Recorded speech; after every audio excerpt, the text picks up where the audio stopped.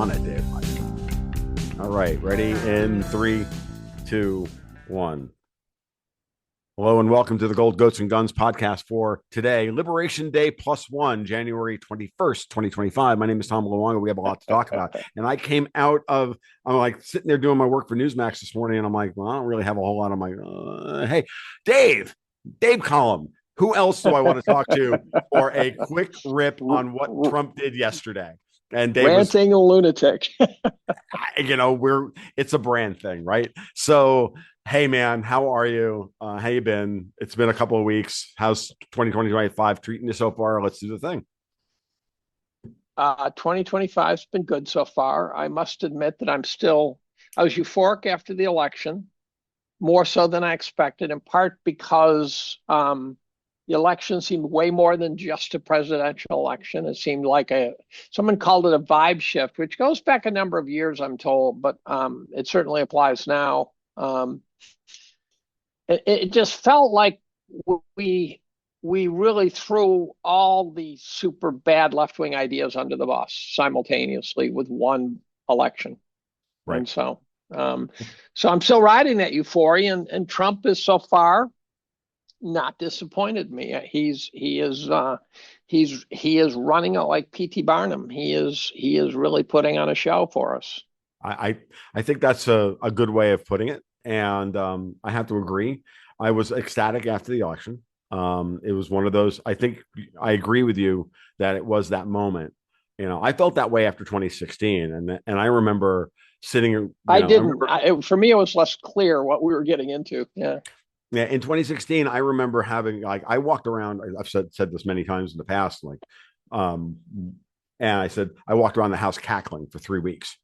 Like I literally I would just randomly break out and do, oh my God, this is hilarious. And right. and I remember the beginning of Trump derangement syndrome started right after that for me, because all of my friends locally at the time really were what we would today call shit libs, and they were not happy when we had a get together at the house. And I was like, look, this is what you guys deserve for all of your bad ideas. This is what I've been telling you is coming for 10 years now, 12 years now. And like, it's time for you to take it. And they got angry with me, and they never came back. I'll be honest with you.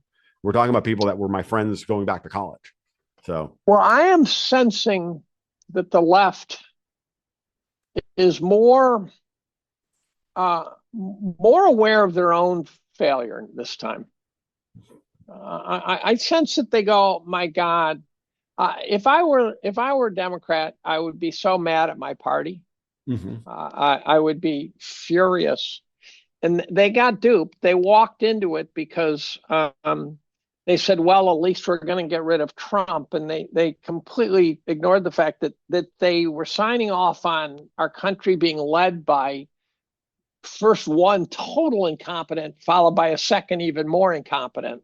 Right. And they sold their souls. And then now they realize they didn't even get what they thought they were going to get, and they're not even sure if they wanted what they thought they wanted. I think they're really in a state of mental chaos. Oh, I agree. And it's funny. I think, I know you and I talked a lot during the campaign. And one of the things I kept bringing up was that Trump is running this in order to grab the normal people in the center, and just was going to win the election with that. And when he's done, there's going to be a meltdown where they realize where the people in the center left, the left of center, there's like the 40% in the middle, like the independents, rational Democrats, rational right. Republicans, right? And then the 20% in the middle of the swing votes. And as long as you win them, it's those rational Democrats are going to are some of them are going to look up if maybe half of them are going to look up and go, holy Christ, they just freaking lied to us about everything. Yeah, everything. And that discredited the media. It's discredited all of them. And, it's funny. Some of them just haven't gotten the memo yet. And it's funny watching them continue to run the same script today. Like we're a day after yesterday's inauguration. And did you notice how everybody today was out there going, Elon Musk was doing a Nazi salute, and they're like, they have their, which is just insanity, insanity. Right. And notice that the whole Emily's List thing hasn't ended. Rachel Maddow, all the influencers on Twitter, all the bots on Twitter. They're all infesting everything. They're just running the same script that they've always run, and it's like, but it's not going to work.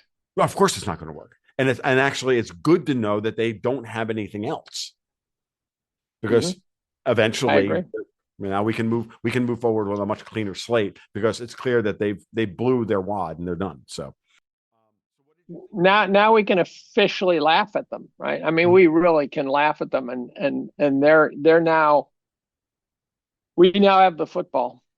Yeah, we have the football without a doubt.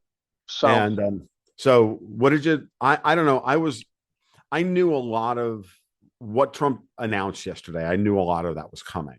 Some of it was leaked over the weekend. I was confident it was. So, but to have him like lay it all out in the inauguration room with everybody in the room, it's classic Trump. It's classic Trump. It's classic Trump, right? It's McDonald's. It's driving the garbage truck. It's his speeches. What the left never understood is they never understood what they were up against. They did not understand the firepower that this guy brought, and they thought they could demonize him. I've never seen a single person who was more anti-fragile than Trump. And it's a kind of a paradox for me, because he supposedly is a narcissist, and I'm pretty sure he is at some level. I read some books on narcissism, and one of them said, look, he is, but he's not a clinical narcissist, meaning he's not at sort of some pathological level. And I'm going, that's the first I've ever heard anyone claim that.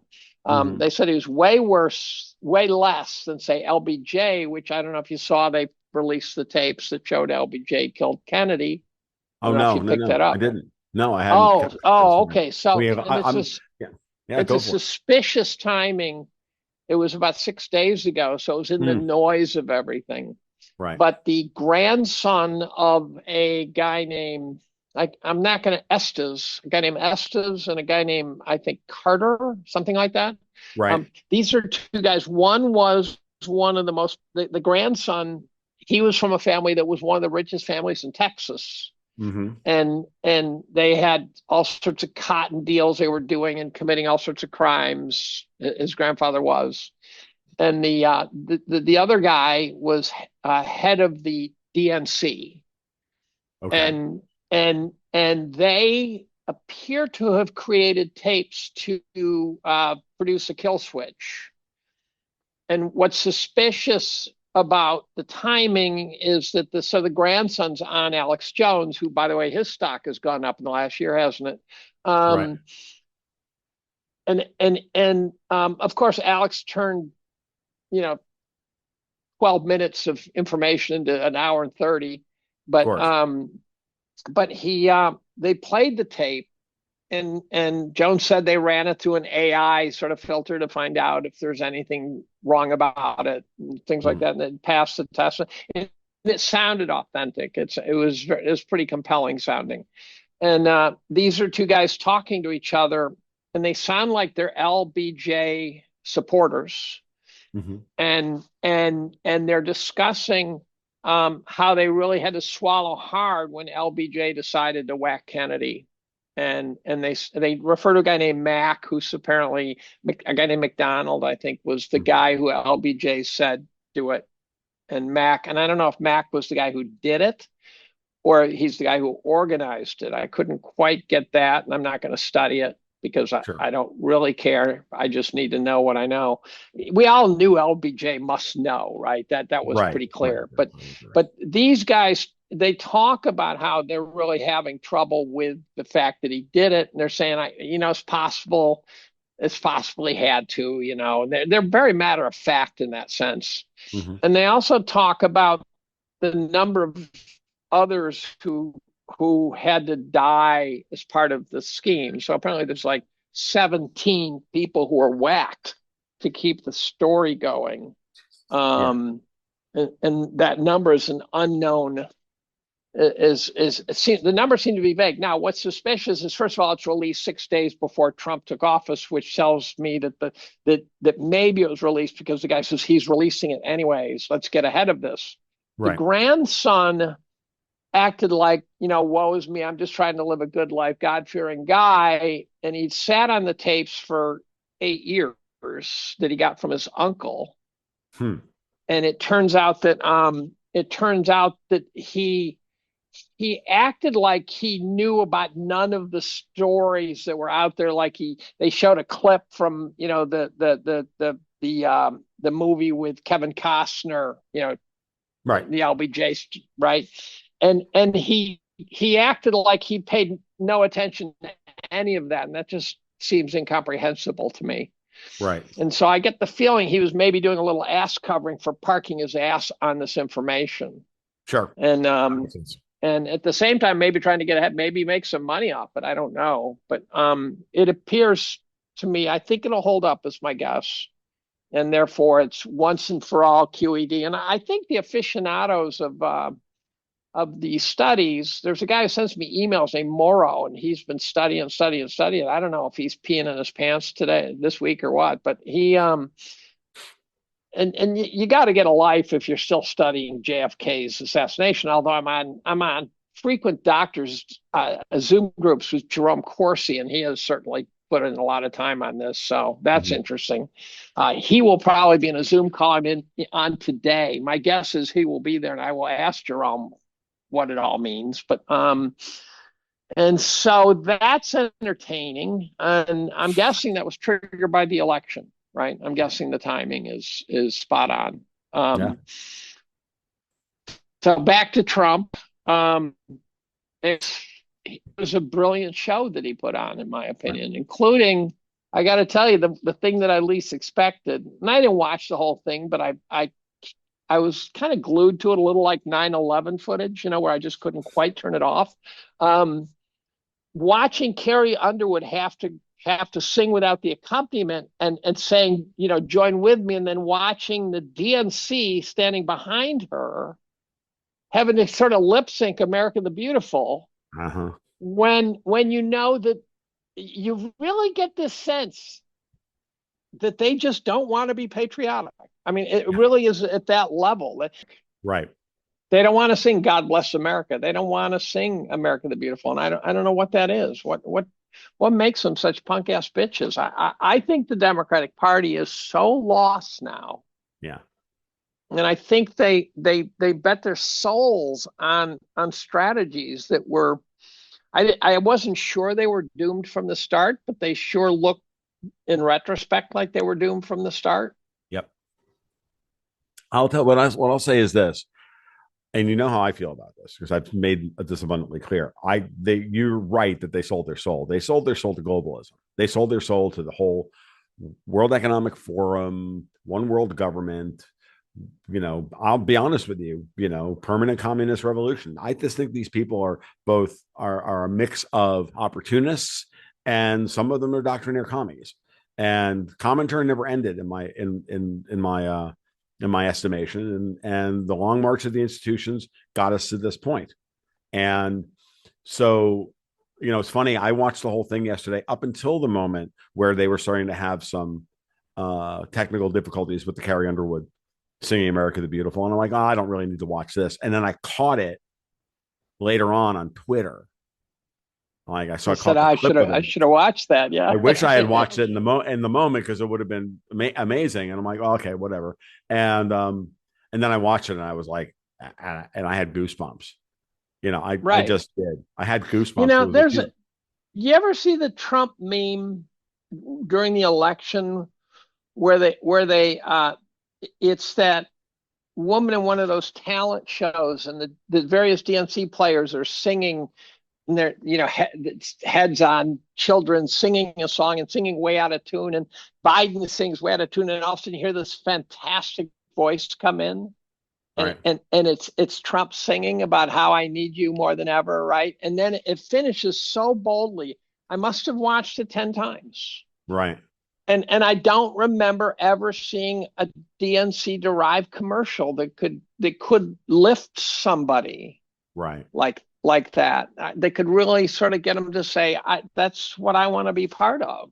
Yeah. No, they remember the unquenchable envy of Marxism is what animates these people at a certain level. There's an Yeah, envy, they want to be victims too. They want to be victims. They want to and be. they It's want hard to everybody else be. to, they want everybody else to be that way. And this is another thing that really bothers me is that, you know, the whole "Don't Look Up" thing. Remember the movie "Don't Look Up," Oh, which, what a which is great hilarious. movie! Well, it was, but Hilarious, and it was and highly political, but not biased. How did Hollywood do that? That was very good for Hollywood. it was. But what I'll say about it is this also. They didn't realize they were making unintentional comedy. I think at certain level, there's They a thought it was it's like political. They thought it was. they They didn't even right. realize it was satire. It's like the Obama movie. They didn't realize that leave the world Oh, behind. They didn't realize that they were making unintentional comedy. They were being dead in some ways. They were being deadly serious, and they were also trying to get us to laugh at the idea that we shouldn't have any ambition. We shouldn't look up. We shouldn't care about a better future. And that what Trump did yesterday was to do exactly that. When he said, "Hey, let's go to Mars," that was a sop to Elon Musk. But what it was really saying was, we let's dare think to big. dream big. Let's dare to Right. look up and stop looking at our freaking toes. And I was just, thank you for somebody finally fucking saying it, because it doesn't matter. They've programmed us to believe that the world should be less, that tomorrow is going to be worse, that this is all we deserve. We don't deserve to be happy. We don't deserve to be free. We don't deserve to have Eat free speech. bugs. We Eat don't. the Yep. fucking bugs. Yep. Eat the Eat the fucking bugs, live bugs. in pods, and be lucky we don't assist in suicide you because you're not valuable enough to us. There was a picture of a woman who was about to commit suicide in some chamber, and she had a big smile on her face. And the reason she was smiling, I think, is because she had finally figured out the ultimate in victimhood. And Yep. so that the other one I was thinking of while you were talking is when Colbert interviewed that hot lefty named Caitlin Collins or something. Okay. And he said, well, of course you guys are really trying to get it right and this and that, and the crowd laughed. And she says, I'm not, was that supposed to be a laugh line? And Colbert said, well, apparently it was. Uh-huh. Right. Yeah. And I think some of the smart left-wing media guys realize how cornered they are. The tappers of the world have to understand that they're Mm-hmm. not stupid. They've sold their souls, but they're not stupid.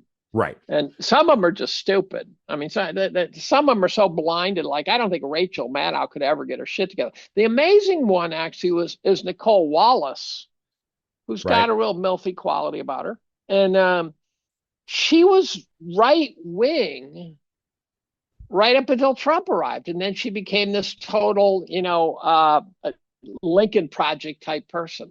Oh God. And I saw your tweet this morning about the Lincoln Project, and that's actually what prompted me to reach out to you this morning to do a show. I saw your Lincoln Oh, the Project Lincoln tweet, and I was Project like, drives me nuts. They drive me yeah. nuts. Yeah, they're awful. Like, they're just they're actually worse than the Democrats because they purport to be actual, honest to God, American patriots, because they're the classic Good Trotskyite. guys saving the country, right? Right. They're the Saving good country, guys. right? They're the good Trotskyites saving us. Yeah, they can eat shit and die. They can Yeah. eat shit and die. I just Yeah. have.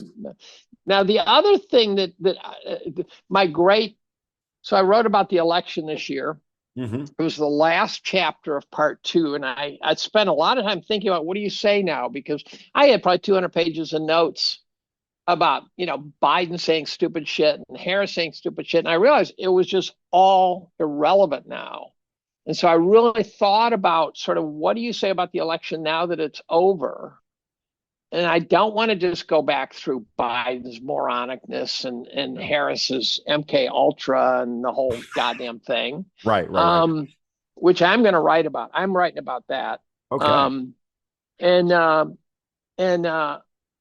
then I realized that it was really kind of, I had to critique the various players and how much they fucked up.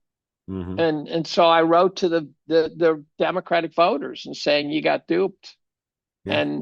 And you've got to call out your party and demand better. And if you don't, you're going to get what you deserve. And we need 2 strong parties, right? And I mean, we know that it's all kabuki theater, but we at least need. It's like professional wrestling. You can't have just one guy out there. No, I know. This that you can't have kayfabe even without two people. Well, we didn't have after, let's think about what after the FDR monarchy, we FDR and the New Deal. This is one of the things I've been thinking about with Trump going way back to 2017, which is that he was setting up, he was doing exactly what FDR did. He used tax policy and the New Deal to create a durable political advantage for his party for the next generation. And he did it. And, like FDR or don't like FDR, I happen to despise him, but respect him for that. I despise him worse than I did a year ago. Right. Trump, I don't expect Trump is setting up the same thing. The same dynamics are in play here for the same kind of shift where the Republican Party can literally build a durable advantage along this particular line for the next 30 or 40 years. And I hope he does it by taking the right path, though. Exactly. I do not want him to build a politicized durable party. I really. So here's what I'm hoping. So what was great about it, and I did another tweet. I've been kind of tweeting sort of from the heart more than usual. Usually it's from my funny bone. And the DNC lost the black vote. They lost the soccer moms. Yeah. They lost the rednecks. They lost they lost the forgotten man. Yeah. They lost the support of Silicon Valley. Now, Trump was drawing fire, and he will continue to draw fire for some of his appointments. And I urge people to say, why did he make the appointment? Don't criticize it. Ask why. Right. Don't shut down your mind saying, well, Rubio's a dumb appointment, therefore Trump's a fucking idiot. Let's assume Trump and his inner circle are not idiots and say, what is Rubio's role? And when you figure that out, then you'll understand why the hell he put Rubio there. Now, it could be an Israel thing. And the inauguration gave Israel the kudos that I would have liked to have not seen, because I actually think the inauguration shouldn't be that political. Right. It got pretty political. But his A team really looks spectacular to me, and I'm hoping Rubio has been told what to do, and I'm hoping that when Trump brought Silicon Valley to Mar-a-Lago, and when he brought the pharma crooks to Mar-a-Lago, he sat them down and he said, "Here are the new rules." Yes. And if that's what his purpose was, and if he said to Silicon Valley, look, here's what you're going to get to do, here's what you're not going to get to do from now on. And the same thing to pharma, say, look, we are going to ride this guy to town. If you get in my fucking way, we're going to have a fucking war. Right. If you recognize that you have just lost a major battle and you clean up your act, so this is my fantasy, is that he sat down. And by the way, someone today posted a 15-part series, which I didn't get through the whole thing, but it was enough for me to follow the guy, and I can't remember his name, where he talked about the taking away the security clearance of the 51 deep staters who signed off on the laptop, and he said, you're underestimating the importance of this executive order. He just took the 51 super powerful deep staters, and he just basically castrated them. Yes. They no longer, now, in theory, they have connections who can feed them information. But in practice, that now is treason. Yes. And so these guys used to be able to get any information they wanted. And he just shot them all with one shot. That's like the joke where the guys shoot the guy's wife and the guy's having an affair with her. And he where she's giving him a hum job, and he says, "I think I can get him with one shot," And well, no, this is really important because he also there's two things that in the unpacking with all the stuff you just said. First, he issued an executive order neutering the Secretary of State, specifically stating the Secretary of State job is to be aligned with the administration's goals to make America great. This is literally putting Marco Rubio in a straitjacket, meaning because he understands that Anthony Blinken was maybe the worst Secretary of State in the history of the country. That's one. Two, did you see the guys ripping into Blinken on his last last interview? Yeah, it was great. It was beautiful. So Hussein. I'm looking at him. I go, why do I know this guy? Why do I know this guy? And I went to my Twitter feed. It turns out we're following each other. And I go, oh, Right, that's right, really right, it. right, yeah. That is the amazing thing about the digital world. Here's this guy ripping Blinken, and I'm going, holy fuck, I know this guy. Right, right. And by the way, I mentioned you beforehand. I have a 3 o'clock Zoom call with Bridgen, who's the guy who's been calling out the European pedophiles. I'm going, 3 o'clock, I get to start grilling Bridgen on what the fuck he's talking about in detail. I know. And this is going to be great. And I was on a Zoom call last week with Steve Bannon, this digital world that we live in. And you've got it in spades because you've got guns, goats, and gerbils. And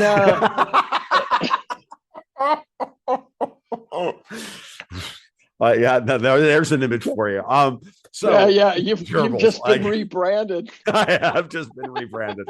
Oh my! I saw a serious thing where do we need to have it? We need to change the color scheme to rainbow, like after. I saw something. It seemed to be a legitimate thing where's this fetus like thing where transgenders can jam it up their ass and then enjoy the experience of childbirth.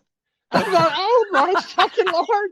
Oh my God. These people are so sick. And you know what's great is now you can say it. I know. It's beautiful. I saw there was a meme on my private server that every once in a while I mine that and I throw it up on my Twitter feed. And one of them was Trump signs an executive order making it okay to say gay and retard again. And I saw that. I'm going, retard is now back in the lexicon, Yeah, we're taking it back. We're going to join the Brits and bring cunt back into the lexicon. It's going to be unbelievable. You fucking cunt. In Britain, that's a term of endearment. I know it is. As a matter of fact, I have on my private server for the community, we have one rule. It's a mostly free speech environment, and it's like you can call Hillary Clinton a cunt, but you can't call each other cunts. This is but in Britain you can. That's what you said. Right, but you know me and my antipathy towards Brits. So Yeah. Oh, you love the boys in London, I'm told. I know, no, but that's so. The other thing I wanted to bring up was the following. He also effectively neutered the SES, which is the senior executive statesman or whatever of the State Department, which are where all that's I think that's the same group of people you're talking about. These are the ones that still get all the security briefings, set all the rules behind the scenes at the State Department, and then pass it up to the Secretary of State, who then acts independently. That would be your City of London / that's where that shit comes from. And what I've noticed is the deference ruling, the Chevron deference ruling now starts. The Supreme Court, it's like they teed him up to do something after he won. Yeah, the Chevron deference ruling by the Supreme Court. That people don't know. That's more important. That's more important than fucking Roe v. Wade. Even if you're pro-choice, that's more important than Roe v. Wade. I had dinner with a lawyer who knows this shit, and I said, "You mentioned it in passing. You didn't make a big deal of it in your talk. Why not?" And he says, "We're waiting." He says, "We're waiting." Yes. No, Loper Bright versus Raimondo is the case that everybody should be referencing here. What year was that? It was 1980. It was Loper Bright is the one that repeals it. Loper Bright versus Raimondo is the one from 2024 that rescinded the Chevron doc. The Chevron one was 84, right? Yes, it was 84. I thought it was 38 for some reason. You corrected me on that in one of our old bald guys podcasts.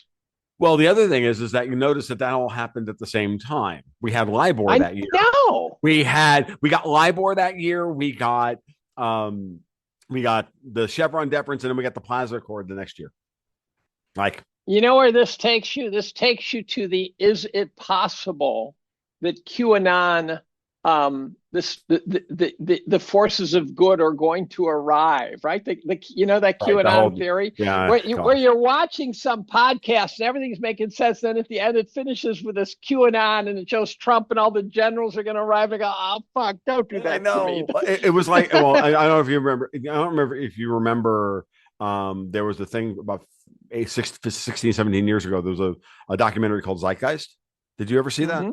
Okay. I Remember, don't know. I remember watching I Zeitgeist and going, think "This is." I did. I think I I did. I watched Zeitgeist and I liked the first half of it a lot, and then I watched Zeitgeist Part Two, And it right? goes And totally QAnon. and that was and it was like, oh, 90 minutes of this, okay, and then an hour of this, and then it was, oh, by the way, money is the bad thing, and then it turned into a complete this whole Venus Project thing, this complete, like, we're going to do the Marxist thing, we're going to get the robots are going to run everything, and I was like, And it oh, you sucks you right in. motherfuckers, and I I was know it like, pisses it you was the off when you biggest, watch an it was the hour of biggest something. bait, right?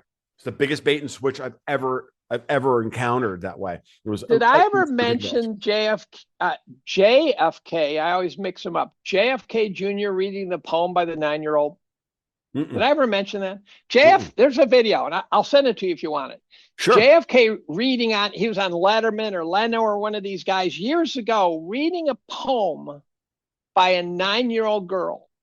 And the first thing that I noticed, because I've been studying this, is you hear in the poem a girl who's screaming for help, who's been trafficked. You can hear it in her language. It's just got all the hallmarks. The second thing is her name is Monica Lewinsky. You're fucking kidding. Yes, I am not kidding. Wow. It's unbelievable. Now, what I Wow. don't know is when did JFK Jr. die? He died when Hillary was going to run for the Senate, which we know why that happened. Yep. And what year would that have been? Because That would have so been that was 2000 or 2002. I think it was so 2002. so so so it's possible that JFK read it after Monica had become scandalous. Mm-hmm. Now, what would be truly surreal if it was JFK Jr. reading it before Monica became scandalous? Right. That Right. would be truly surreal. Right. That Um, would. Wow. so So, I mean, bringing it back to where we are today, um, I clearly, to me, what I can see, and maybe I know I have the whole hammer, you're which I have you're hammer, everything you're looks like India. biased. You're biased. I know, but I'm telling you, what I've saw in the days leading up to the inauguration was a complete and utter attack on the European Union and City of London. And I think, I think you're right, and I think there were a lot of messages being put out there. One of the things that people were underestimating was the coded language. mhm, So the statements being made to the untrained ear would just sound like Trump blithering, mhm, right? And the second thing is a lot of the stuff I think was providing cover for what he really wanted to achieve. So the simple model to me is that he was building his team of brawlers, which he clearly has built. These are mhm. not pussies. These people, they all have a reason to hate the system at some level. Every Yep, last one of them has scar tissue. And yep, so he has built a team of brawlers, and he needed to provide cover. And so next thing you know, it's Gulf of America, which I do think served a purpose. oh yeah. And I think it's now been done. It Wait, might have been you he he edited last night. The Wikipedia page for Gulf of Mexico states, and I quote, the Gulf of Mexico, well, the body of water known in the United States as the Gulf of America. And then DeSantis issues an order renaming it for the state of Florida. and then there was this DEI office website. And all of a sudden you go to it last night and it's gone. It's one of those 404 error Yeah, messages. And yeah. Elon posts it and says it has begun. And so And the problem, here's the dark side. The dark side is that, let's say you and I have been duped, sure. and it's quite possible. Yeah. This could be this could age poorly, and this could be one of these. This is the beginning of Nazi America, and these guys thought that Adolf was coming to save them, and he didn't saved them. He was the beginning of an authoritarian state. Right now, I'm reveling in the fact that we got rid of the commies. Right. And now we might have brought in another authoritarian, but I'm willing to give him the benefit of the doubt until he shows it. Sure. I mean, look, at the end of the day, how much more authoritarian could you really ask the situation to be? Right. So let me they were down to regulating and getting rid of incandescent light bulbs. Okay. Yeah, I know. They were They're off the market. nuts. Okay. Washing machines that don't wash our clothes. Right. Cars that now cars. No gas stoves, no gas water heaters. An executive order that there's two genders in the United States. Yeah, Holy fuck. Holy fuck. And then in his first list, what shocked me was that he didn't do the J6 pardon in that first pile. Right. And I thought, oh my God, please tell me that you're going to do the pardons. Then he gets to the Oval Office and he doesn't. All get out. Right. And if he had said we're going to cherry pick our way through, I would have said, no, Donald. Right. I don't care what they did. If you want to show me a guy kill a cop, which there are none, right, then I'm okay. But you show me some guy who whacked a cop over the head with a stick. He's been in jail too long already. Right.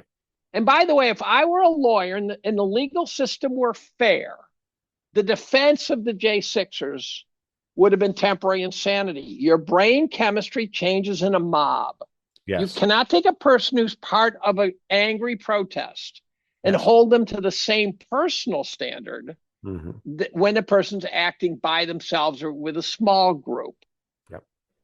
And so these guys have all been in prison too long. Now, Mike Ferris did a podcast with a guy named Gary Heaven. Okay. And we're all overwhelmed with podcasts, right? Sure. And Gary Heaven, I looked up. Gary Heaven turns out to have an interesting background, but at some point he had 10,000 physical fitness, largest physical fitness chain in the world. Private equity bought it and destroyed it. But Heaven made a fortune. Now, Heaven did a podcast and he pointed out some really interesting stuff. He said, first of all, he's one of these super patriots. Like he's militia level in his thinking, right? And he said, these guys are going to get out of prison. And many of them are going to be entering a world that they're not able to cope. Their wives have left them. They've lost their house. They've lost their job. He says, we have to be ready to receive them. We have to be ready to help them. We've got 1,500 guys who are in serious need of help. These are like POWs getting released from Vietnam or something. You don't just dump them on the street to be homeless crackheads. Right.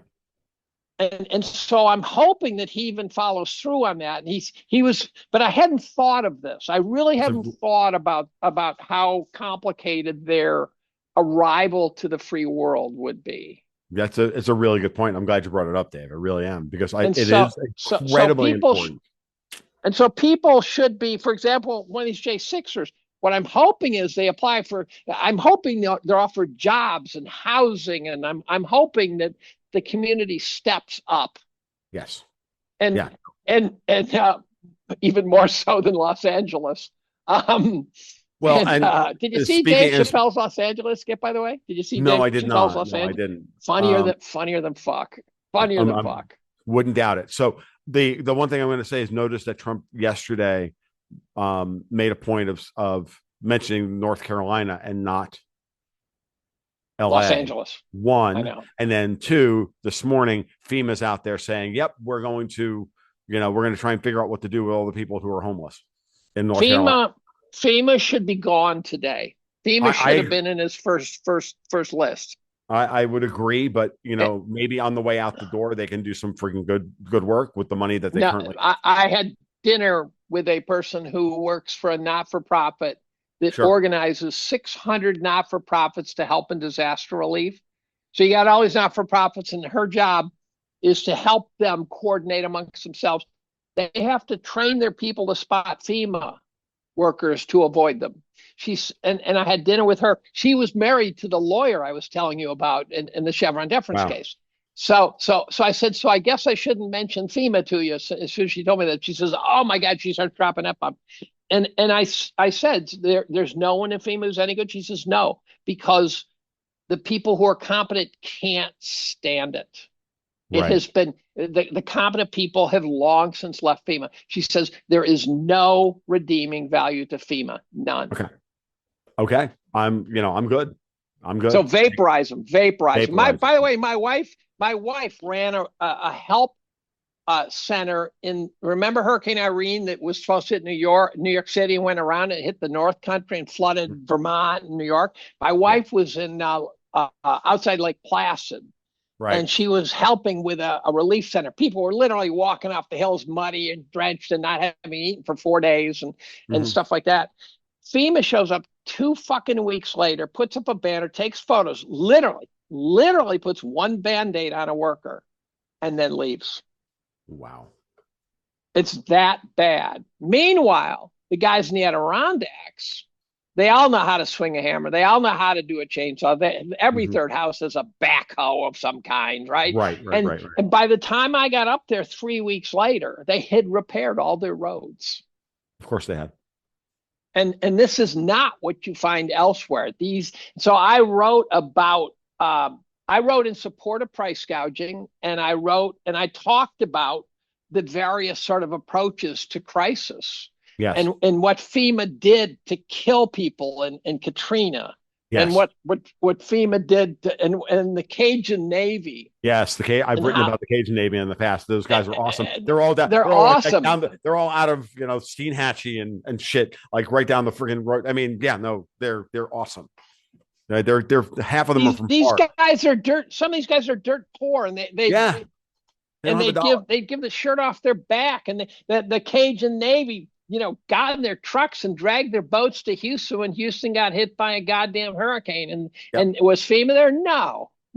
And FEMA was literally turning those guys away. I know people. I was active in the Libertarian Party. They turned away Walmart. They were turning away Walmart. They were turning away those guys. Those guys were having to use commercial Navy, the commercial fishing assets in order to get from Florida into the Gulf and to get around FEMA, who had all the roads blocked off.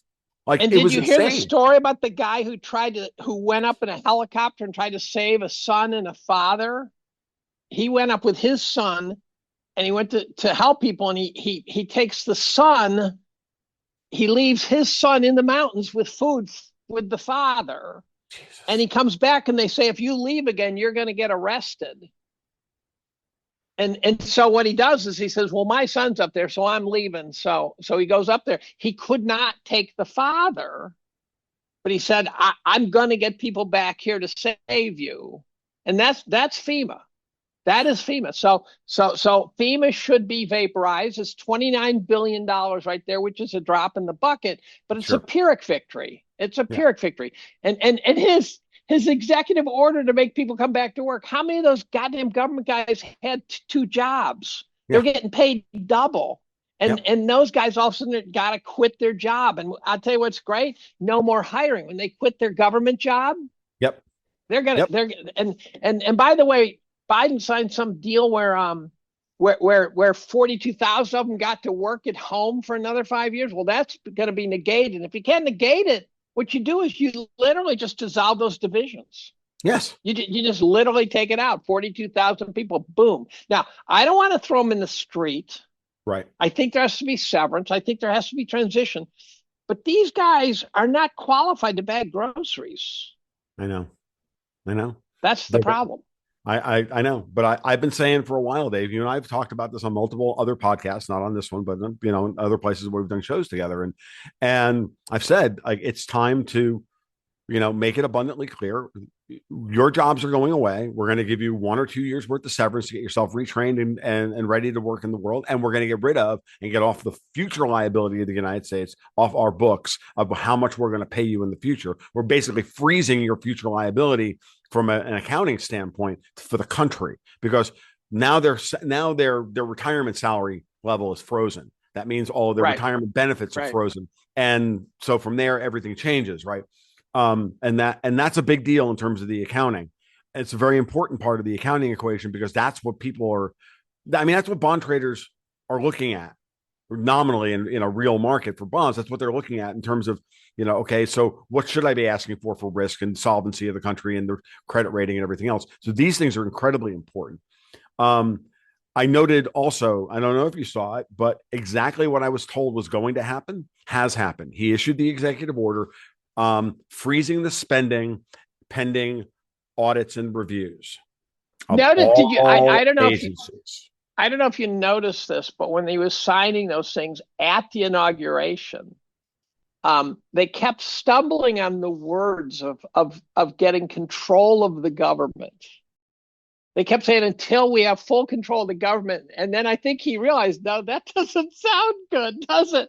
And so they said, so he after he signed the next one, he had to sort of modify his language. Right. And as he was explaining it, I'm trying to look at what the bond market's doing this morning. So the interest rates have dropped. Yeah. This morning. Yeah. Dow was up on the open with the 200 or 300 points. Bond markets were. I tell you that as you know, I think that Dow is going to give a fuck ton back. There's no way of avoiding it because it's so over goddamn valued. And the Dow's not as overvalued. The Dow is going to be safer. Yes. But once the selling starts, there's no asset class that doesn't get sold once the selling starts. Yeah, you and I differ on the speed and the magnitude of this effect, although we don't differ on qualitatively. We differ quantitatively. Sure. Yeah, and I think Trump can only start the process. I think he will be very lucky if we are through some crisis and coming out the other side when he's done with his 4 years. No, we have a lot of work to do. There's an unbelievable amount of work to do. But I have to say that this is the way it starts. Like, well, you have to do it. We have to do it. This is like it's like chemo. Yeah. Right. This is chemo. You have to bring the patient near death. Right. To kill the cancer cells. Yep. So I mean, and there's other things that can be done. I firmly believe that there's going to be another round of inflation. Not that I want to get. I mean, I don't know how far down that rabbit hole I want to go back. And you and I've hashed this stuff out in the past, but I just think that for 2025 we're going to take an inflation hit on the front end. I think Powell's going to. I think the bond market's wrong. I think he's going to cut. I think Powell's going to cut rates either this one or the next one. The Fed one. just came out and said, one of the Fed governors just came out and said the Fed has to respond to Trump's presidency. And so it was a Yahoo article. I said, okay, I don't click on those normally, but I clicked on it. Yeah. And one of the Fed governors said, look, this is a whole new presidency, a whole new administration, a whole new world. And they hinted at fewer rate cuts. So, question for you. Which I'm hoping for. The word stimulus, I'm hoping for not rate cuts. I don't want rate cuts. I'm hoping for I want a normal yield curve. That's what I want. I do, but I not only want to. Here's the pitch. I did a Pomp podcast. It was really fun because Pomp pushed back, and he and I disagreed on some stuff. So it was a fascinating exchange, and I think it was good for both sides. But fuck, where did that thought go? Rates, blah, blah. What's Trump going to do? You want fewer rate cuts, yield curve. Yeah. So here's the deal. As long as it is still profitable for private equity to buy a company and destroy it and make money, money's too loose. Agreed. And again, a question I like to ask. One day I was at a meeting with George Gavin. I tried to pin him down, and he kept evading me. And I kept saying, "No, George, it's a simple question. If I sold you a 30-year bond, U.S. Treasury, and the requirement is that you have to hold it for 30 years. You're a young man. You have to hold it for 30 years. You can't sell it, and you can't hedge it. Right? That's the artificial part, because you can always hedge something. Right. But let's say you can't hedge it. Let's say you're Joe Sixpack and say, I'm doing it. You're being told Texas Hold'em all in 30 years. I hope the fuck this works. What yield would you demand? What yield would you demand, Tom? Oh, at least 8 Right. at this moment in If time. not 8. higher. I 8 would be optimistic, in my opinion. 8 would be optimistic. I agree. Right. Which means, therefore, the bond market is broken to the extent that it's no longer pricing the yield correctly. And part of that's statutory because they put in all these laws that say you have to hold treasuries, and you got the petrodollar bullshit, and you had China buying and Russia buying and all these things.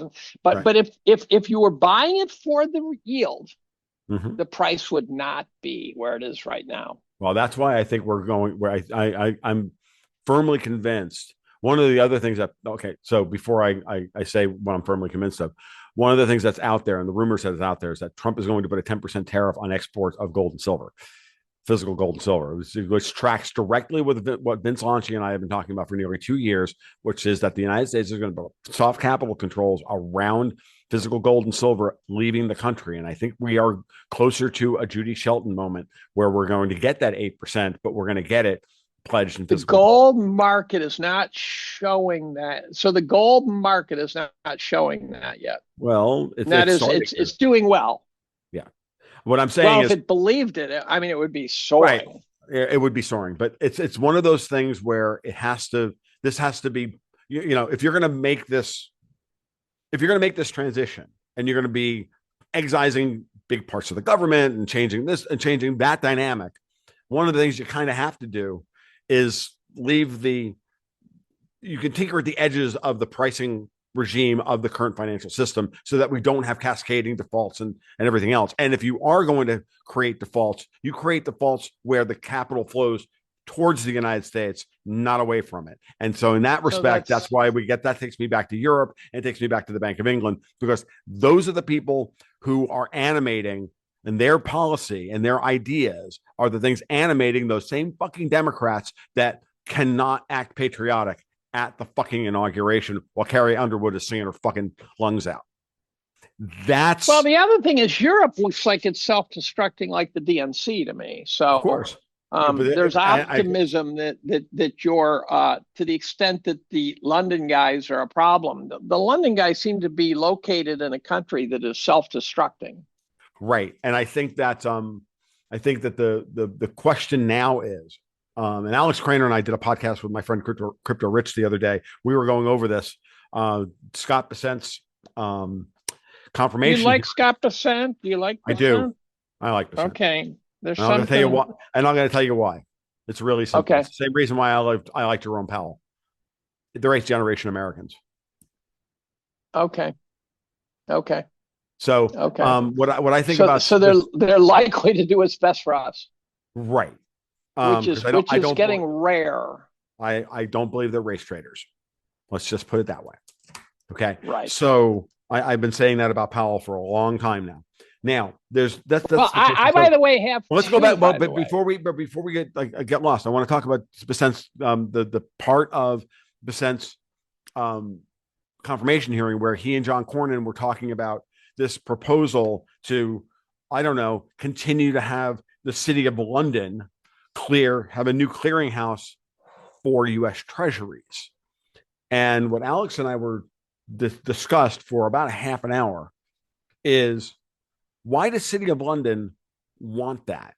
Doesn't that go against the whole argument about SOFR and us having control over the value of our debt? Why? Yada, yada, yada? Why? Yeah, exactly. Why? It's another goddamn, it's a last attempted end run around the United States declaring financial independence by having control over the dollar. They wanted to reinstall LIBOR because if they have the clearinghouse, then they have the ability to manipulate prices.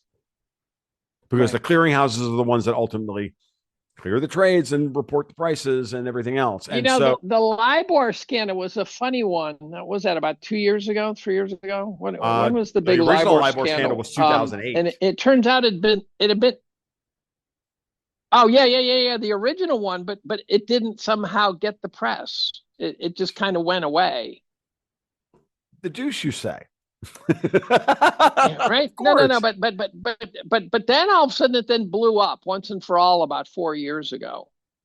And you can find all sorts of old articles about how fucked up the LIBOR Well, the process thing, was. and the other thing is that remember, in City of London, infinite rehypothecation is okay of all financial assets. We used to go over this stuff when Jim Rickards used to go on Really? Is capital that account. right? Is that Yeah, right? going back to like when remember when Dimitri Kofinas and they RT started capital account, Lauren Lister, Dimitri Kofinas, and all that. Remember that, I did that a period? couple of I did a couple of capital accounts interviews. That was You that did. was the apex of my career in this Okay. in column babble mode. They um they went over this on a regular basis. And you used to have Jim Rickards on talking By about the this way, stuff. I'd marry Lauren Lister if my wife would let me, but Well, I'm not allowed to. I'm not allowed to say that would be really rude to say anything that's in my head about Lauren Lister. Let's just not. I'm not in public. It's not I not know, I not in know, public. I know, I know, Wow. I know. So I Yeah, was very bummed when stepmom, she left. stepmom. Yeah, it's not good. So, She's a sweetheart. um, I've never met her, and I don't want to say anything beyond that. You're She's hot, love. really That's it. smart. I tell And she you, I is. wish she hadn't left capital accounts because she Oh, I agree. disappeared after capital accounts. Hmm. They bought her And off. I think. I shut her up. I Yeah, but I never mean, see her anymore, and I don't know what the hell happened. well, she went to They Yahoo. bought her and then muzzled her. Yeah, I think so. Interesting, So, interesting. but I mean, but go back to that period, and Jim kept talking about they went over hypothecation and rehypothecation all the time, and because it was happening around the same time when everybody got corzine, and it was that during the MF Right, Global right. thing, The '08. Yeah, yeah, yeah, yeah, yeah, yeah, yeah. yeah, and so all of that, Which they could have gotten him too, but they chose not to. He was an they chose not easy, to, and that was easy, all, and easy all of that punishment. happened in City of London. That money moved offshore, and then we couldn't do anything about it. So Oh, that's why they couldn't get him because the money was gone. oh, I didn't know that. I didn't know Yeah. any of this. This is all news to Yeah. me. Yeah. So like we're not so City of London has to submit Why to don't they, if they can rehypothecate infinitely, why don't they eventually blow up? It seems to me that the that's what they rehypothecation do, and then is they the make us ticking and then time they would bomb. make us and then they would make us and then they would make us pay for it. And then we do QE2, right? Yeah, yeah. Exactly. Then we do QE and then yield curve control and this and that and everything else. Like it was all designed as a means by which to destroy the capital base of the United States. And to Don't keep you think the QE game has been played out and it won't work? Yep, I do. I do. I think it's on its last legs with the yield curve control that Christine Lagarde's doing over And so DCB. I got asked about Oh, by the way, the one BOJ, last. the BOJ announced this morning that they're likely gonna raise rates. By the way, I don't buy the argument that the yen carry trade's been unwound. You don't take 40 Fine. years, $40 trillion and unwind it in 3 days. Actually, if you watch what's been happening recently, and it was I I had know an smart guys who claim that. I go, insight. no. No. Actually, in the last week and a half or so, I've been watching the crosses between the pound, the yen, the euro, the bond yields, and everything else. And it was very clear the other day. There was a particular day where the solve to all of that five stacks of differential equations was the euro yen carry trade was unwinding. It had nothing to do with the dollar.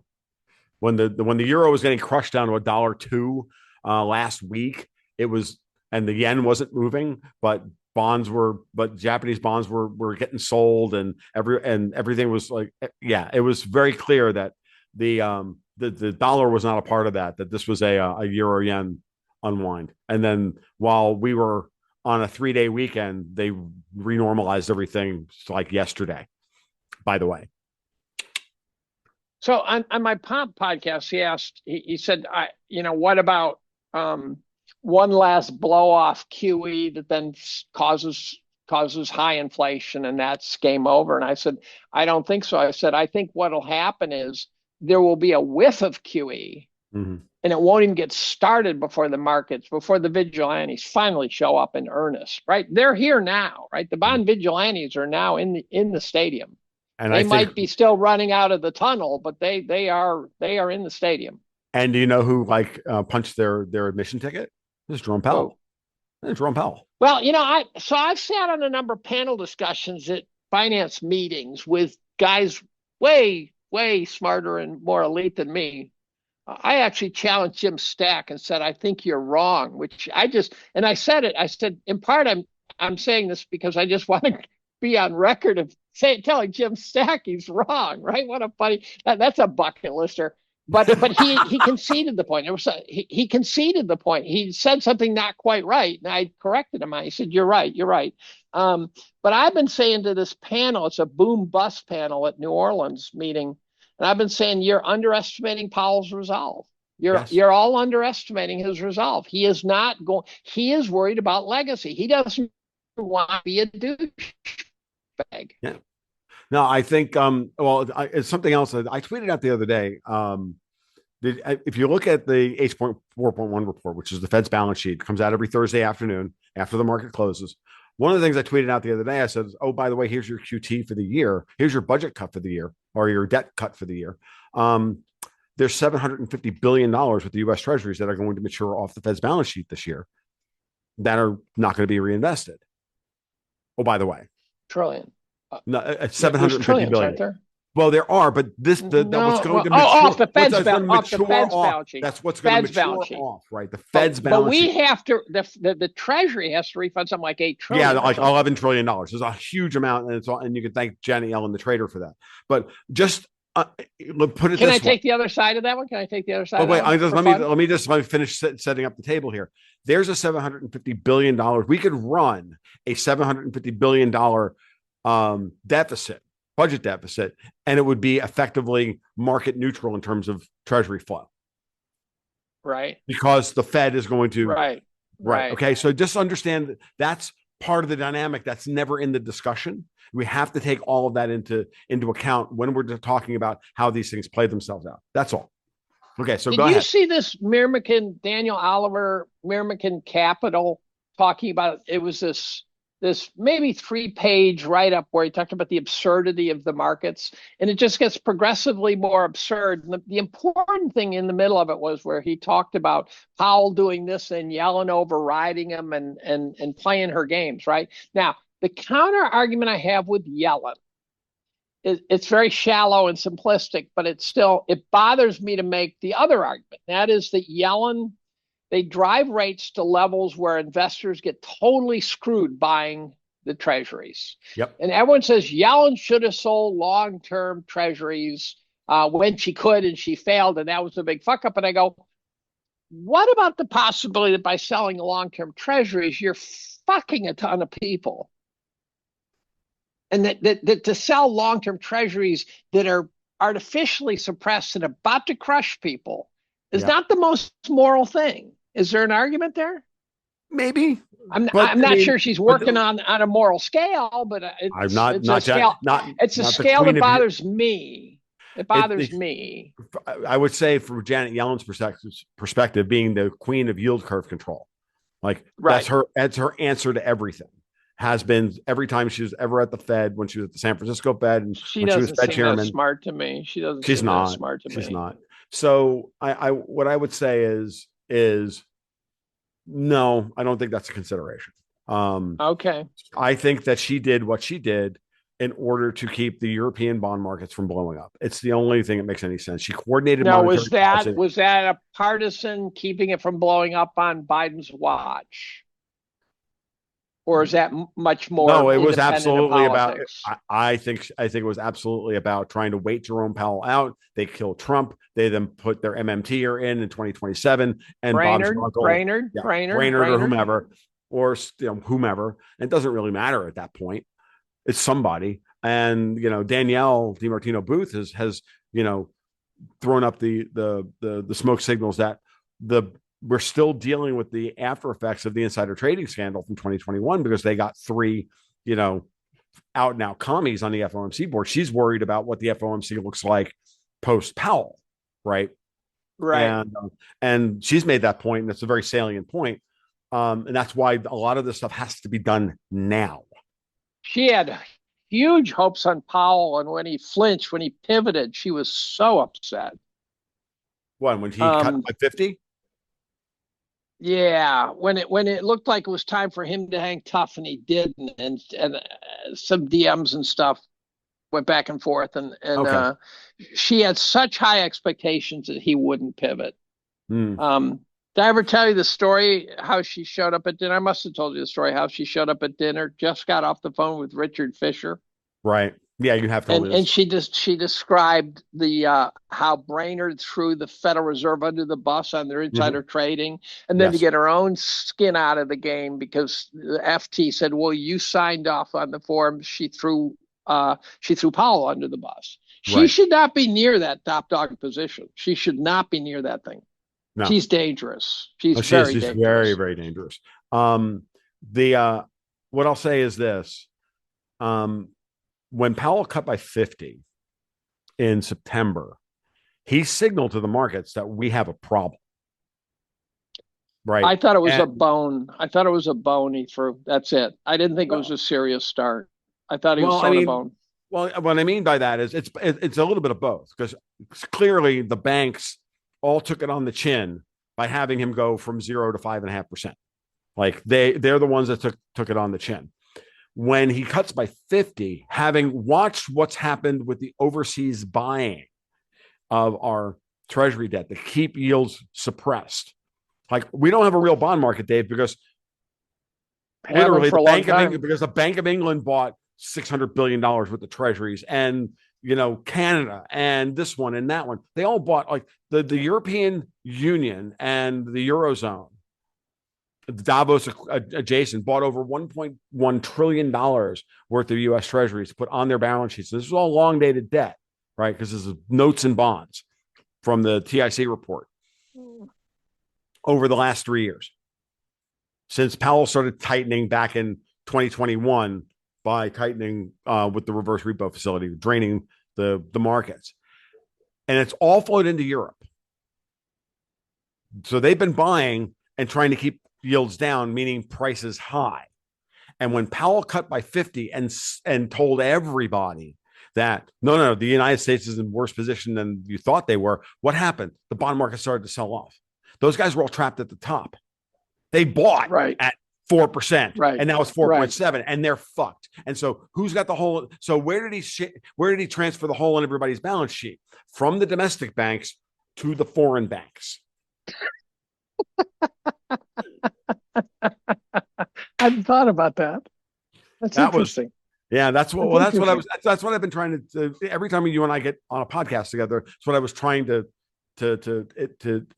tell you that there was an interesting angle on this, and I don't think that I think that was necessary. And the 50 basis points was, and I don't even think it was a sop to the big banks. I think it was a sop to the small banks. They're the ones that took the biggest balance sheet hits. Like they're the ones that were. Well, there's got to be a ton of regional banks that are totally hosed. So this is why I'm okay with Powell cutting the short end of the yield curve. Because if you look at the yield curve right now, out to 6 months, it's about 15 basis points above the 1 year. You cut by 25 and you have a normal Right. yield curve. Like it's a Yeah, I just deal. want the And whole. then you're gonna I let the just whole want. and then you're gonna let the whole thing go up by 50 basis points over the course of the year. Okay. I want higher interest rates. I do too, but To, I don't want higher interest rates at the expense of destroying everything. Like it's like if we let them go to 8% by the end of the year, well, that Dave, I hope you have a lot of canned sardines and that you've worked on your medium range shooting because that's my right. you know what I mean. Like Well, I think it's already things like mortgages are what the 30 years it's something like 7% mortgage. This has got to be blowing up. I just watched Melody Wright interviewed by a guy named Gary Bohm, who I got mm-hmm. to do a shout out to because I think he asks very smart questions. Yes, he I think does. he's a I, yeah. very good interviewer. And Yes, he is. Melody, of course, is funnier than shit because, you can watch her and you can watch her wet her pants when she gets asked a question. Okay, what about this? She'll go, wow. And she just Right. hammers the shit out of someone. So they did both brought their A game in a podcast I posted yesterday. Mm. And she says it's going to take a couple of quarters for the real estate market to really show the damage, and then it's going to show up in spades. And she's talking about going from urgent sellers to distressed sellers. That's going to be the transition. And I think she sees a worse than 0809 situation brewing. Again, I this is why I've been maintaining, part of the reason why I've been maintaining it. I think the bond markets are mispriced on the short end. I think the Fed funds rate is going to be closer to 3% at the end of the year than 4%. Even though, and what that means, even though we do need, in the long run, we do need higher interest rates. I just don't think so. I want higher rates. I want higher rates. Yeah, but we can't be pussies about it. So somewhere we have to take some pain in 2025. Oh, I think even under my scenario, we do take a lot of pain. Okay. As long as we're taking some pain, because there's going to be a lot of pain to be dealt. And if they somehow avoid pain in 2025, we've made a mistake. No, I agree. No, I agreed completely. I just think that the path to minimizing that pain, or the best scenario, is the least amount of damage. The least amount of damage. The smallest bite off the shit sandwich. Right. Is a Fed funds rate at the end of the year somewhere around 3.25 or even 3, with a long end of the yield curve in the 5 range. And then let's see how, as long as the long end starts going higher, I think we can see that. I want to see a 210 spread of 100 basis points, not 35. I want the banks to be able to do net interest margin. I miss that. How many basis points? I miss that. 100. I want to see 100 basis point, 210 spread as opposed to the current 30, 35. And that allows that, and with a deregulation of the economy and frozen spending and balanced budgets and, all the things that Trump is talking about doing, the shock and awe thing, I think that opens up the opportunity for, the reorganization that we're actually needing. What's that? I just listened to a friend of mine named Tony Deaton get interviewed by Tim Price and Rodriguez. And he got asked, he's one of these sort of Buffett on steroids type guys where he doesn't even look at prices of things he owns. He buys the company per se. And at one point, one of them asked him about this whole system getting fixed in his lifetime. And he said, I don't think so. He just flat out said, I don't think so. And he seems darker. I was supposed to go visit him in the Alps in May, and he sent me an email and said, we have to cancel. And I have to find out why, because it seems it could be, Dave, I finally figured out you're a douchebag, but I don't think so. And so there's because he's invited me to his island at Crete. I mean, the guy has been a sweetheart to me for many years now. And I don't know what the story is. I got to find out. It's probably personal. So once I know it, I can't say it. But something tells me something's going on. But he was very pessimistic. He sees the markets as maximum absurdity at this point. I'm not arguing, and I'll be honest. I'm not arguing with that. But the question is, in what order do what order do you pop the absurdity bubble, right? And I don't think you get to choose once it pops. Once it pops, I don't think you get to choose. I think it becomes emergent very quickly. Oh, of course. It is a big Jenga tower. It is a big Jenga tower. And you can ask which block do you pull out that starts the collapse, but I don't think you get to control the collapse. That's not imaginable. I think that it's not foreseeable. I think that you're correct. When I'm looking at the people that we have in place now versus the people that we had in place on Sunday, that we have a much better chance of creating a kind of fortress America that can handle this versus what's going to happen around the world. And I'm telling you, Trump has already tipped his hand by talking to China, wanting to talk to the Russians, alienating the British, and alienating. How long before we hear progress in Ukraine, for example? If you had to pick, how many days from today will there all of a sudden be some visible thaw of the Ukraine problem? What's today? The 21st. My birthday is on the 8th of February. So you think in a week or two? A couple of weeks, yeah. I think he's going Yeah. to sit down with Putin very soon in some way. My guess is he already has. Oh, I know that. That's very Right. clear from what I've seen so far. And to Putin's credit, Putin withstood a lot of pain, knowing that he had to just get. I'll tell you one thing I'm confident is Putin was not going to send an assassination team over to get Trump. That's about the safest bet No, in the no. known universe. I'll tell you right. I'll tell you right now. Anthony Fauci is going to wind up in a Russian prison. That's going to be my call for 2025. I hope so. I think this pardon thing is going to wind up blowing back in everybody's face, and Putin's going to demand that everybody who was involved in the biolabs in Ukraine, which he has all the goods on. I heard from someone on one of my Zoom calls that once you've been pardoned, you can't plead the fifth. That's correct. Now, I also chased that down and tried to use AI to get an answer to that, and I did not get that answer. That because you can be charged with something else, like at the state level, you still can. And there's logic in that too.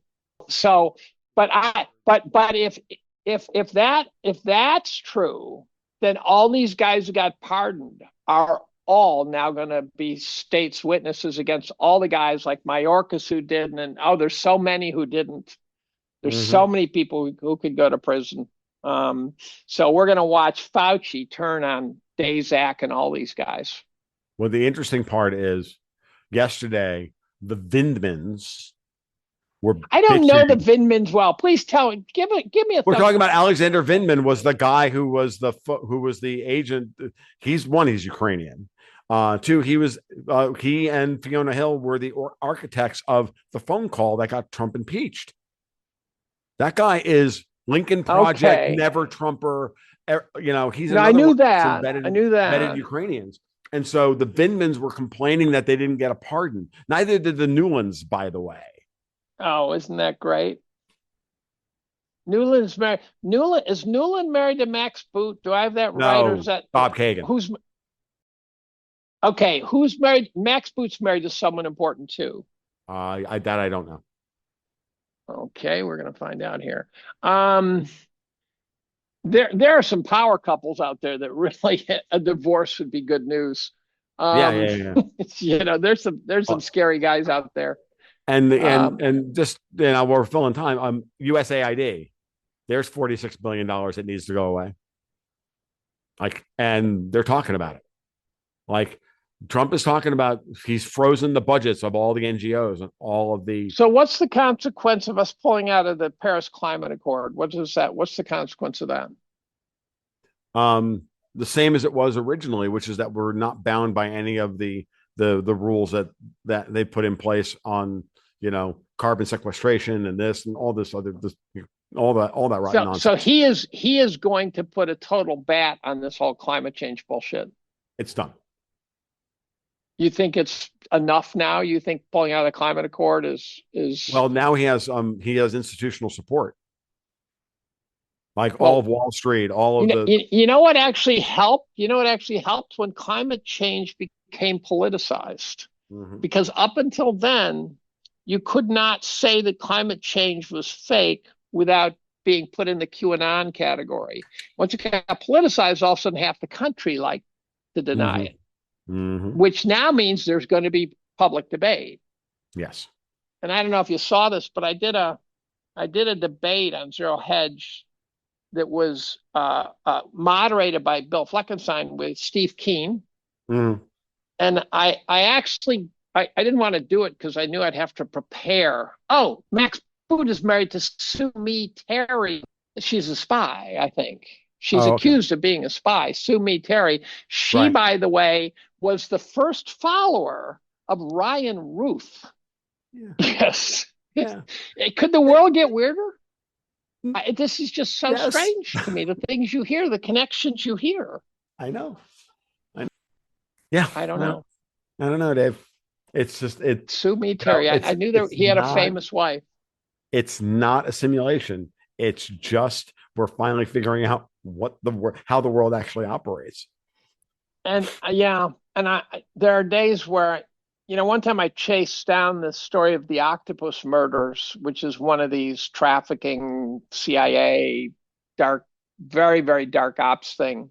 Right. And the brother of an assassinated uh, journalist type tried to follow in his brother's footsteps to understand what the hell the octopus murders were about. And he ran into a woman who had gotten on the same thread independently, and she stopped. And he said, "Why did you stop?" And she said, "I just decided I had to stop." It's just one of those you just got to let it go.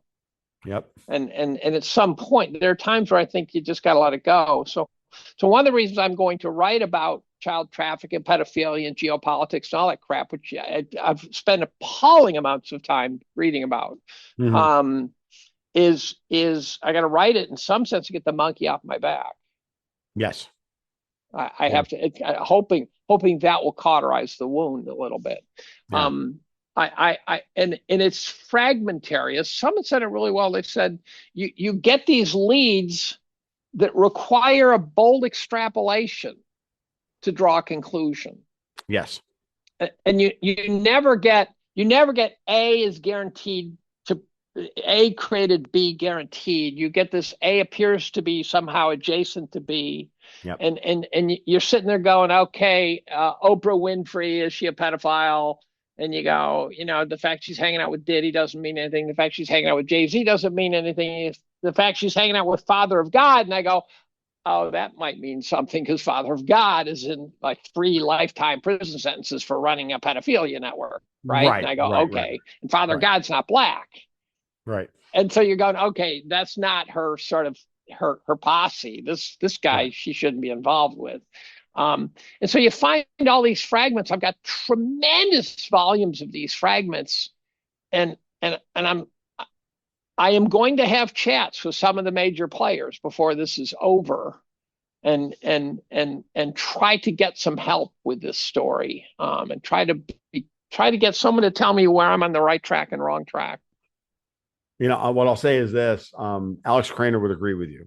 Because Alex has. Well, Alex is in Alex will be in my Zoom group today. Yeah, no, Alex will tell you to do that because he's implored me to do it with the whole Fed story. He's like, because what he does, like Tom. I wrote the book on Bill Browder, and then I was done with it. I was able to put it to bed. Did he write a book on Browder? Oh yeah, that's how I met Alex Craner did.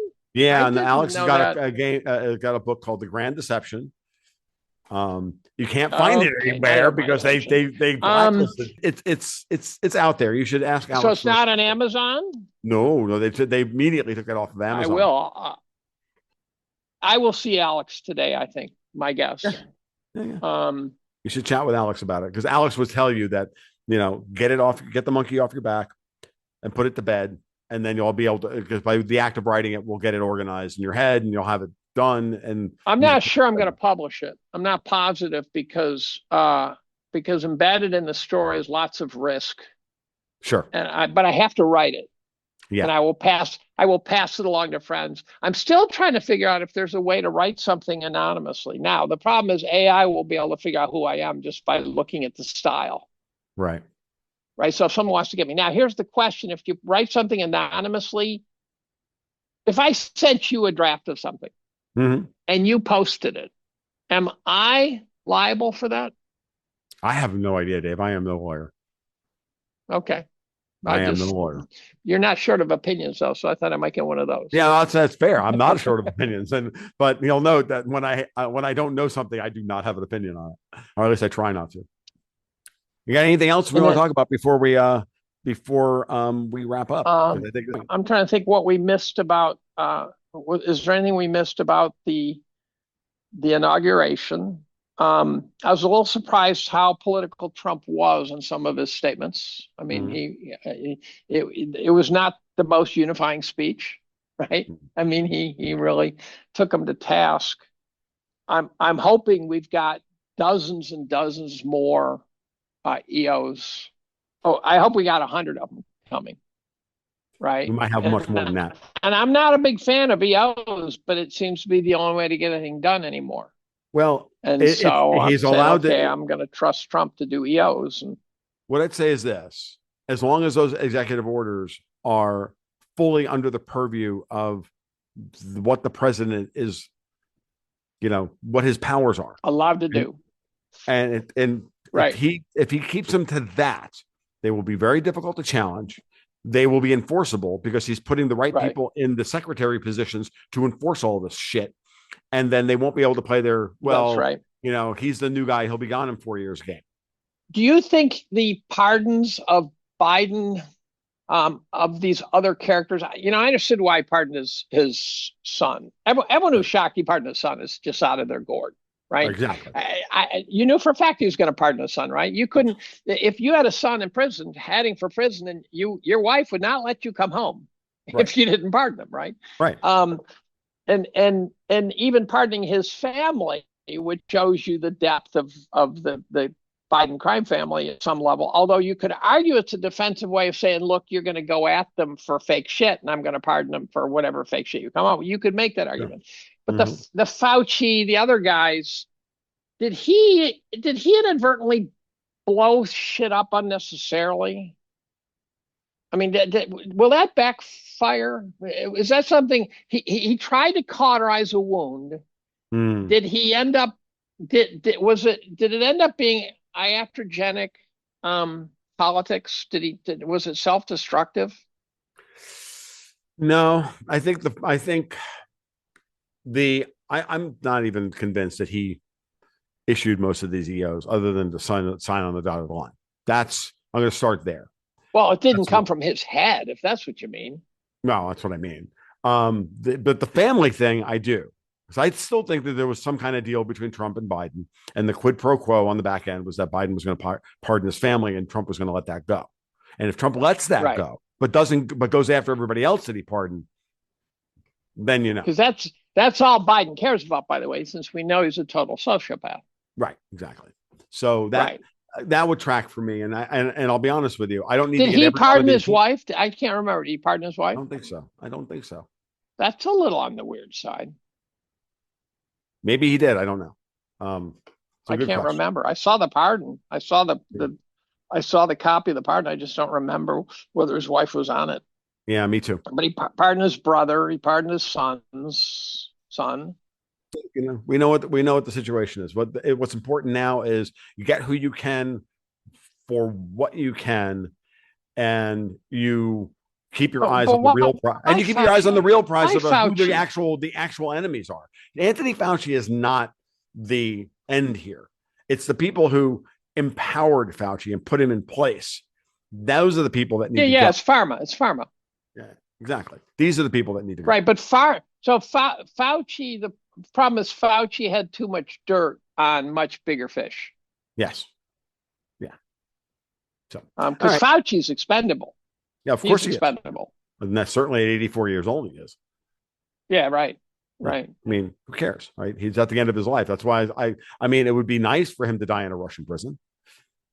But do you think there's, judges who are at risk of, do you think some of these prosecutors and judges are at risk? Do you think they're? God, I would hope so, but I again, Dave, I'm at this point where I'm much more interested in fixing shit than breaking it, than breaking more stuff. That's what I'm in. Than trying to fixing shit. That's right.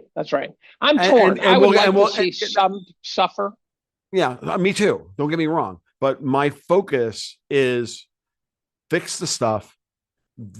And the people you get are going to be the people that you're going to get.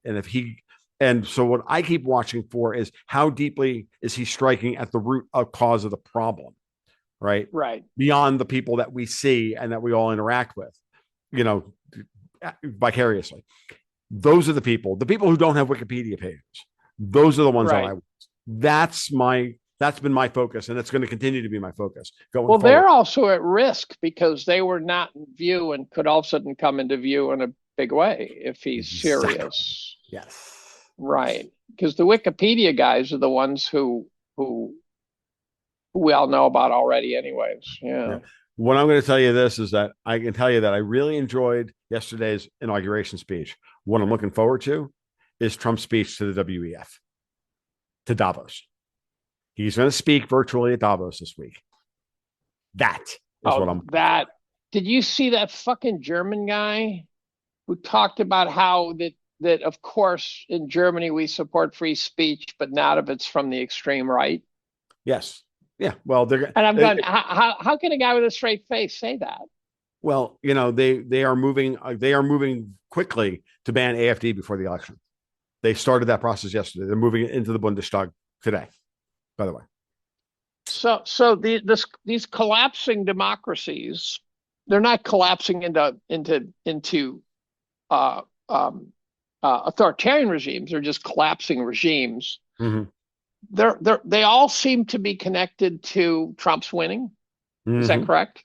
Yes. So is it related to, okay, is it we've got the main guy in there now, we've got the United States with us, or is it just, hey, we can do that too, in your opinion? No, what they're doing is they're trying to shore up their failing coalitions now, because if they wait 6 months, the electorate will have moved too far against them. So what they're doing is they're doing a preemptory, like a snap election in Germany, is to try and they know that if they wait 6 months. So people will say that's good enough.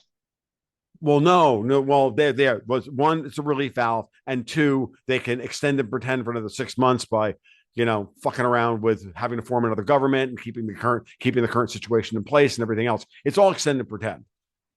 They know they know all these people's governments are going to fail eventually. What they're hoping for is that they can outlast until they can get control somewhere else down the line. And it's the same thing that's happening in Canada. It's the same thing that's happening in Germany, France. What happened in France and Britain last year. And you'll notice that with France and Britain, they got their expected result, and then they accelerated the agenda of liquidating the countries. And they're doing the same thing to Germany right now. I asked my Canadian intel buddy about Chrystia Freeland getting out of harm's way, and he said no. He said she's actually trying to position to take control. Yeah, she is. Absolutely. I said, will she succeed? And he says, absolutely not. Yeah, no, she's not going to succeed. She knows her days are numbered, and she's also juiced out of her mind on drugs. Yes, out of her mind, just out of her mind. As is Adhern, as is Zelensky, as is Biden, as is, right. You can start naming them. They are all Adolf Hitler. Just like you watch him jonesing. Yeah. Why is that? Is that the pressure of the job, or is there something more to that story? God, I don't know. If you want people acting crazy doing, then that's what you do. If you want to destabilize the governmental system, and you do, then remember, their goal is the end of nation states. Their goal is to, if they can't control the future, they will take our future away from us. They will burn it all to the ground. And that's why I watch every event that happens now from the perspective of, okay, so how many Ukrainians were out there with cans of gasoline and Zippo lighters in LA? How many of these people were doing this, and that? What are they really trying to do here? There were Ukrainians at J6. Yes. They're expendable because you can get them to cause trouble and then whack them and no one knows. And no one cares. I would like them to put the hot light on the guy who shot Ashley Babbitt and say, okay, now you're going up the river if you handle this wrong. Well, told you that guy got a pardon, by the way. He got a pardon? I think so. Oh my God. So my quick story, I wrote about Ashley Babbitt's shooting a couple of years ago when it happened, actually. Mm-hmm. And it was a very visually oriented argument, so I really couldn't do it justice. So I ended up writing about it and talking about it, but I basically provided links. I became convinced she was never shot. Okay. And she certainly was getting no health care on the scene. There was certainly almost no blood. And there were all sorts of wacky things wrong with the story. I mean, it's one of those, as I go through the Vegas shootings, you go, nothing is holding together here, right? And I sent it off to some real smart friends, like the guy who wrote JavaScript and stuff like that. And they said, I see your point. I'm not sure. And so I sort of truncated it down, left it for posterity. And then about a year ago, Cheryl Atkinson picked up the thread. Hmm. And she took two federal agents and they went through the footage and they did exactly what the fuck I tried to do. I think I did a better job, but she had two federal agents with Right. her. And they said that would never happen. That would never happen. That would never happen. They went through the footage and I reached out to Cheryl and said, oh, by the way, this is also there. Now, you do not want to hear when you've done a piece that there's more to your piece, right? You kind of Right. put that to rest. But at the same time, I said, if you ever need more, I got it. And so there was videos where guys were hacking on the story, and there were like 3,000 comments. I read every fucking comment Right. because people were seeing things in the videos Right. that didn't make sense, and so I wrote it all down. And so I think the Babbitt shooting. So he got a pardon. I think so. Yeah. Oh, well, that would fit together with the idea the whole thing was a setup. And I don't think it was just the guy who lost his head in the panic. Did you see the most recent footage of the flashbang grenades thrown into the crowd? I'd seen footage, No. but there's one that shows with great detail these guys pulling these grenades and chucking them into the crowd and shit. Just huge numbers of these flashbang grenades. That whole J6 story is so treasonous. Mm-hmm. It is so unbelievable. Here's what I also want to do is I want to start reading shit from guys inside that prison talking about life inside those prisons. Yeah. I want to find out how they were treated. I want to find out what the fuck happened. Yeah. Inside those prisons. And by the way, if I were one of those prison guards, I'd be moving to some other fucking country if I had been one of the guys who treated them poorly. I think their lives are at risk. Uh, the people who refused to show up for the inauguration. Who were they, by the way? Who were they? It was well, Pelosi's didn't show up. Milley wasn't there. Yeah. Milley got fired today. Like flat out fired. And he also got a pardon. And he got his picture taken down that they just put up in the Pentagon. They took his picture down. I saw that. That's funny. So Milley's basically persona non grata.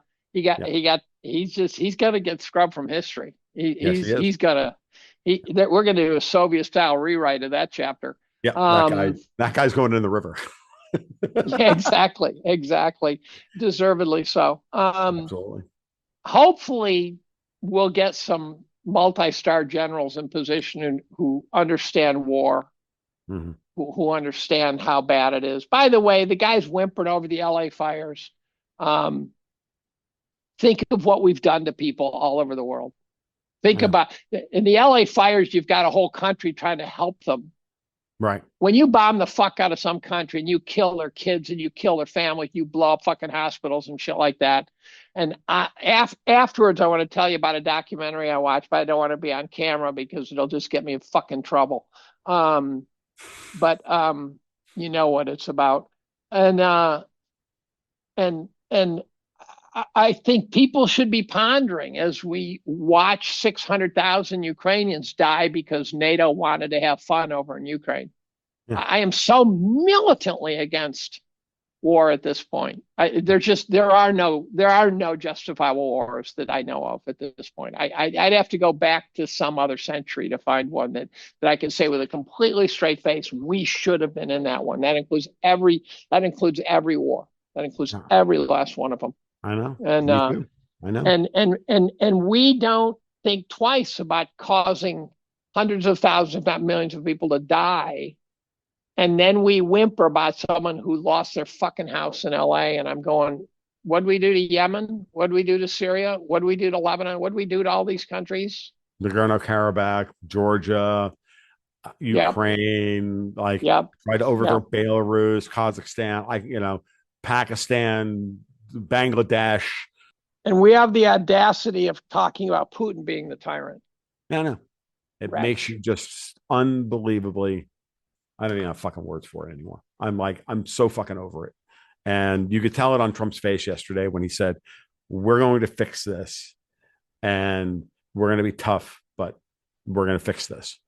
And I think we should send a diplomat over to Russia and ask Putin what's he want to end this thing and then do it. I think that we have to do that with Russia, Iran, China. We have a lot. We have a lot of work. We have a We have lot a of lot work. of work. Don't let Iran. Don't let stop the nukes. But otherwise, I think we got to say to Putin, look, no, if you take Ukraine, you take Ukraine. By the way, I'm sure there's a lot of Ukrainian mothers who wish that had happened back in 2022 I because know. their kids are all dead. I know. It's disgusting. I saw a picture of it. I think it was a Russian woman with 7 of her sons who died in World War II, Yeah. and photos on the wall. And I go, how do you? Oh, was it Yellowstone, where some chick loses her daughter, Mm. and when they're moving across the country in one of the early episodes, and someone explains that they said she lost 7 other kids. That was her last kid. And she whacked herself. She shot herself. Yeah. But that is life in other countries that we don't seem to care about I know. as a nation, and it bothers me. And this is not. I'm not anti-America. This is No. pro-America. This is This is pro-America. right. We should not be involved in any of this. This is whoever these fucking evil people are that have hijacked, when I go crazy about the fucking British, it's the elites. I go the French, it's the elites or whomever. It's them. It's not the people are all victims. The people of the Britons and the Irish and the Scots and the Americans and the Macron and his husband.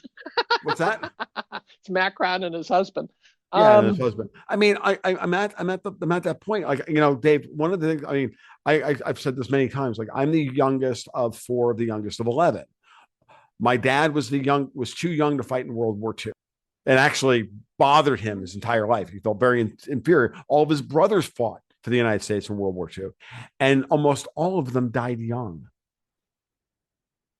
They all smoked or drank themselves to death because because of what they saw.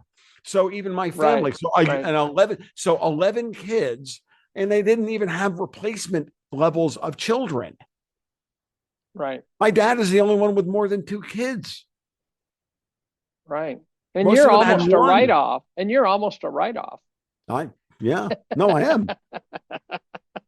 I actually was saying to my daughter the other day, I was telling her, I said, it's too bad your grandfather died well before you were ever born. And I'm like, my goal is to set things up in such a way that you want to have a basketball team. Now that's my goal. And, and your grandfather would be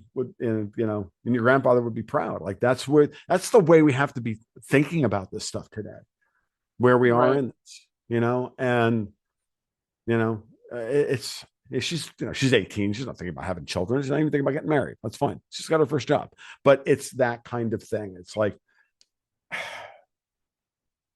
the world cannot continue this way. Humanity cannot continue like this. If we do not evolve beyond this bullshit, we will wither as a species.